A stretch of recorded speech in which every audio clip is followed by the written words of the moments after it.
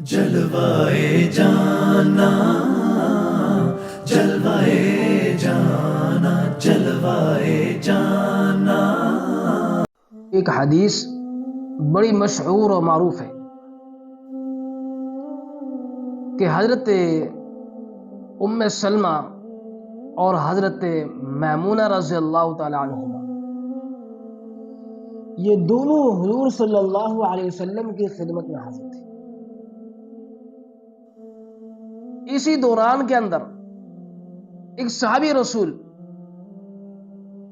ملاقات کے لیے آئے جن کا نام حضرت عبداللہ ابن مکتوم رضی اللہ تعالی عنہ ہے، نابینا تھے، آپ کی خدمت میں حاضر ہوئے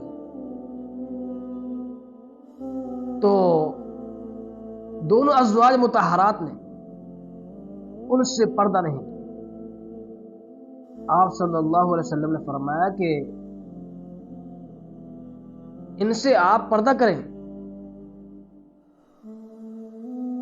دونوں نے جواب دیا، اللہ کے رسول وہ تو نابینا ہیں۔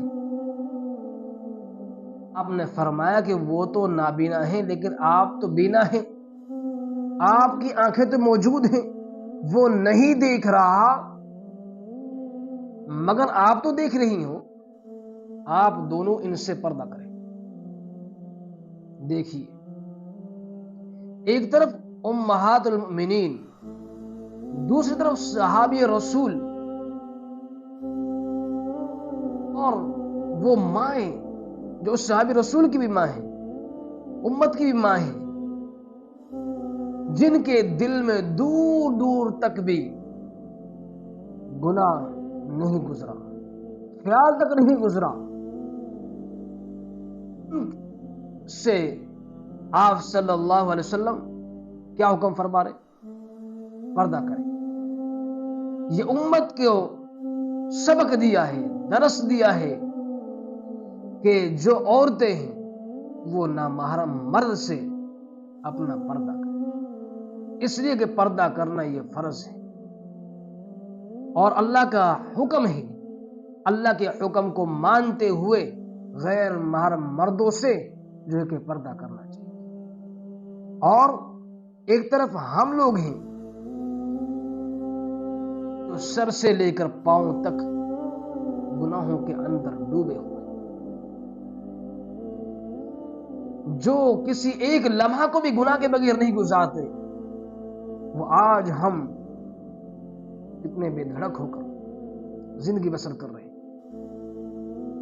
تو آپ صلی اللہ علیہ وسلم فرمایا کہ میمونہ اور سلمہ آپ ان سے پردہ کریں۔ تو یہ ہماری امت کی بہنوں کو، بیٹیوں کو، بیویوں کو، ماؤں کو یہ تعلیم دینا مقصود تھی تاکہ آنے والی امت کی وہ عورتیں جو بے پردہ پھرتی ہیں ان کو اس بات سے، اس واقعہ سے سبق ملے کہ ہمیں غیر محرم مردوں سے پردہ کرنا ضروری ہے۔ اللہ پاک جو ہے کہ ہماری پوری امت مسلمہ کی ماؤں کو، بہنوں کو، بیٹیوں کو، بیویوں کو ان کی عزت و آبروؤں کی حفاظت فرمائے اور پردہ کرنے کی توفیق عطا فرمائے۔